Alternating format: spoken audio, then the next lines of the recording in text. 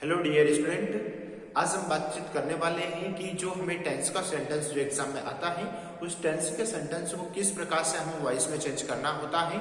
ठीक है, तो उस जितने भी सारे कॉन्सेप्ट हैं आपके टेंस से रिलेटेड वो सारे आज हम इस वीडियो में कवर करने चाहेंगे। ठीक है, यहाँ पर मैंने ऊपर जो टॉपिक्स लिखा हुआ है यानी कि एमपी बोर्ड 2022 और इंग्लिश ग्रामर के हम प्रैक्टिस करने जा रहे हैं। ठीक है, यहाँ पर देखेंगे कि मैंने एक तरफ लिखा है टेंस और दूसरी तरफ लिखा है वॉइस।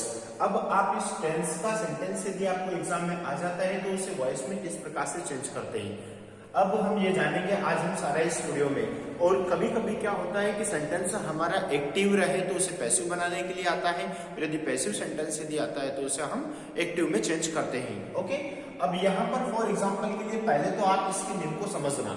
ठीक है, एक एक करके विश्वास मानिएगा बच्चों, यदि आप इस वीडियो को पूरा स्टार्टिंग से एंडिंग तक देखते हैं ना तो आपके टेंस से रिलेटेड और वॉइस से रिलेटेड आपके फुल कॉन्सेप्ट इस वीडियो के बाद में आपकी क्लियर हो जाएंगे, है ना। आप इस वीडियो को देखिएगा। सबसे पहले क्या होता है बच्चों की हमारा जो टेंस है ना, आप मैं बेसिक से इसको उठा रहा हूँ। सबसे पहले टेंस की संख्या प्रत्येक बच्चा जानता है जो इंग्लिश ग्रामर पढ़ रहा है कि टेंस की संख्या कितनी होती है। टेंस की संख्या 12 होती है। ठीक है, आपको पता है कि टेंस की संख्या 12 होती है। अब एग्जाम में एक्चुअल में जब सेंटेंस आता है तो बात को समझना, सेंटेंस से जो 4 सेंटेंस हमारे माइनस में चले जाते हैं, यानी कि जो 4 सेंटेंस होते हैं 12 में से 4 माइनस में हो जाते हैं, और इन टेंस के जो 4 सेंटेंस जो माइनस में जाते हैं इनका कभी भी वॉइस में प्रयोग नहीं होता है। हमारी जो इंग्लिश है इस इंग्लिश के अंतर्गत इसका प्रयोग नहीं होता है। तो क्या करना है आपको, सबसे पहले तो जो 4 टेंस हमारे जो माइनस हुए हैं, सबसे पहले हम उन्हें जान लेंगे कि वो 4 टेंस हमारे कौन कौन से हैं जो माइनस हुए हैं। ठीक है, पहले देखना जरा कि सबसे पहले तो हमारे जो तीनों लास्ट टेंस है, यानी कि जिसको हम कहेंगे present perfect continuous, present perfect continuous, है ना। दूसरा है आपका पास्ट परफेक्ट कंटिन्यूअस, और तीसरा है आपका फ्यूचर परफेक्ट कंटिन्यूअस। ठीक है, अब 3 टेंस तो आपके ये हो गए। अब चौथा कौन सा है ऊपर आपका, जो जिसमें वॉइस का प्रयोग नहीं होता है, चौथा है बच्चों आपका फ्यूचर कंटिन्यूअस। इन टेंस में वॉइस का प्रयोग नहीं होता है। तो सबसे पहले तो आप क्या कर दीजिए भैया, ये जो 4 टेंस हैं इन चारों टेंस को आप अंडर मार्क कर दीजिए, यानी कि इनका सेंटेंस एग्जाम में आता ही नहीं है और ना ही इनका सेंटेंस पैसिव में यूज किया जाता है। अब क्या करना है, 4 हमारे माइनस हो गए। अब बचे हैं हमारे पास में कितने टेंस बचे हैं, यानी कि 8 टेंस बचे हैं। ओके, अब इन 8 टेंस का हमें कौन कौन से ऐसे टेंस है जिसका किस प्रकार से रूल्स अप्लाई होता है, बात को समझना जरा। मैं यहाँ से फिर इसको डिवाइड कर रहा हूँ, यानी कि इसको फिर मैं कुछ पार्ट में, यानी कि पहले मैं क्या कर रहा हूँ, जो 8 टेंस है इस 8 टेंस को मैं 3 को अलग कर रहा हूँ, फिर 3 को अलग कर रहा हूँ, और फिर उसके बाद में कोई जो इसी में से जो अगले जो है 2 बचे हैं उनको मैं अलग कर रहा हूँ। अब ये क्या होता है भैया, ये अलग अलग क्यों किया है, तो समझना बात को जरा। 8 टेंस बचे हुए थे। अब इस 8 टेंस में जो 3 टेंस मैंने अलग किए हैं, जो तीनों बच्चे मैंने जो अलग किए हैं ना, वो तीनों मैंने सिंपल को अलग कर दिया है। सिंपल को अलग कर दिया मतलब समझ रहे ना, सिंपल को अलग कर दिया मतलब प्रेजेंट का सिंपल, पास्ट का सिंपल, फ्यूचर का सिंपल, तीनों सिंपल मैंने अलग कर दिए हैं। क्योंकि जब भी हम पैसिव में यदि रूल्स अप्लाई करते हैं तो इन सिंपल के रूल्स हमेशा एक जैसे होते हैं। अब बाकी के जो बचे हैं 3, यानी कि जो 3 हमारे हैं वो तीनों कौन से हैं बच्चों, 3 हैं आपके परफेक्ट, है ना। यानी कि परफेक्ट में कौन से, यानी कि प्रेजेंट के परफेक्ट, पास्ट के परफेक्ट और फ्यूचर के परफेक्ट है, तीनों परफेक्ट हैं हमारे। अब क्या होता है भैया, बचे हैं हमारे 2 टेंस। अभी 2 टेंस कौन कौन से हैं भैया, ये 2 टेंस हैं हमारे कंटिन्यूअस वाले, यानी कि 2 टेंस कौन से हमारे कंटिन्यूअस। कंटिन्यूअस में कौन कौन से आ रहे हैं, देखो कंटिन्यूअस, एक कंटिन्यूअस यानी कि फ्यूचर कंटिन्यूअस तो यहाँ पर हट गया, बचा हुआ हमारे 2 कंटिन्यूअस, यानी कि प्रेजेंट का कंटिन्यूअस और पास्ट का कंटिन्यूअस। जब इनके जो रूल्स होते हैं दोनों कंटिन्यूअस के रूल्स एक समान होते हैं, इसलिए मैंने इसको अलग अलग कर दिया है। जब भी कोई एग्जाम में परफेक्ट का यदि उदाहरण आता है, यानी कि प्रेजेंट का परफेक्ट का आता है या पास्ट परफेक्ट का आता है या फ्यूचर परफेक्ट का आता है, तो इनके रूल्स हमेशा एक जैसे होते हैं। और यदि सिंपल का यदि सेंटेंस आता है तो इसका रूल्स हमेशा एक जैसा होता है, इसलिए मैंने इनको सारे अलग अलग कर दिया है। अब हम जानेंगे कैसे कि किस प्रकार से वॉइस में सेंटेंस को चेंज करते हैं। आगे देख लीजिए जरा, ध्यान रखना जरा, कुछ इसकी बातें हैं, कुछ कॉन्सेप्ट हैं। जब भी आपको ये तीनों सिंपल आता है, यह तीनों ही परफेक्ट का उदाहरण आपको एग्जाम में देखने को मिल जाता है।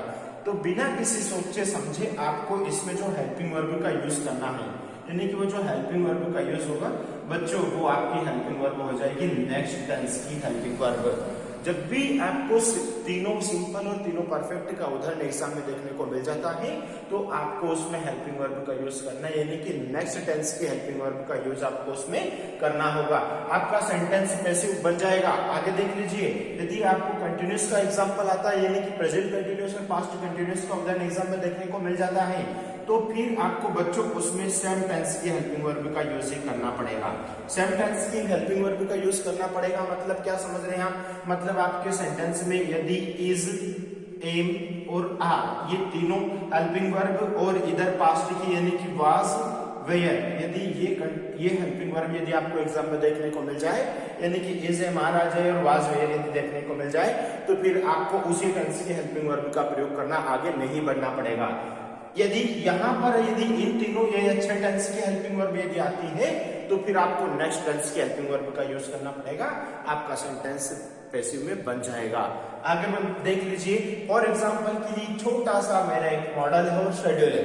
अब मैं बताऊंगा कि मैंने कैसे सेंटेंस को चेंज किया है ना। यहाँ पर मैं एक सेंटेंस ले रहा हूँ, जैसे कि मैंने यहाँ पर सेंटेंस एक छोटा सा सेंटेंस लिया है। मैंने लिखा है कि यहाँ पर आई राइट ए बुक।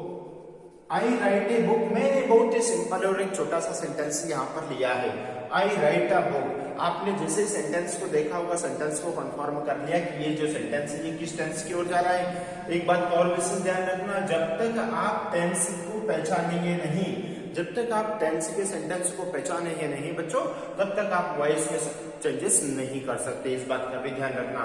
यहाँ पर आपने क्या करा, सबसे पहले आई राइट अ बुक आपको सेंटेंस देखने को मिल गया, तो आपने कंफर्म कर लिया कि ये सेंटेंस तो भैया हमारा प्रेजेंट इंडेफिनिट टेंस का सेंटेंस है।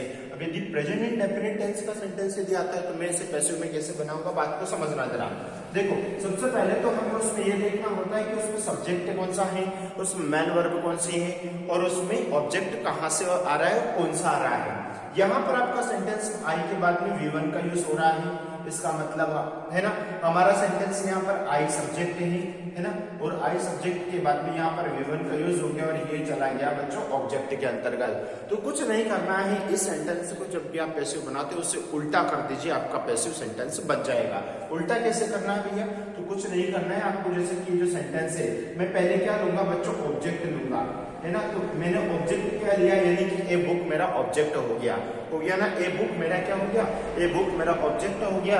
और मैं अब क्या करूंगा कि मैंने आपको यहाँ पर क्या सिखाया है, जब भी कोई ये 6 टेंस के सेंटेंस आपको दिखते हैं, 6 टेंस कौन कौन से, तीनों तो सिंपल और तीनों परफेक्ट, तो उसमें क्या करना है, उसमें हेल्पिंग वर्ब आपको नेक्स्ट टेंस की हेल्पिंग वर्ब का यूज करना है। मतलब मैं क्या करूंगा, ये बुक है, ये बुक यदि प्रेजेंट इंडेफिनिट का सेंटेंस आया है तो इसमें क्या करूंगा, मैं प्रेजेंट कंटिन्यूअस के टेंस का हेल्पिंग वर्ब करूंगा, हेल्पिंग वर्ब का यूज कर दूंगा।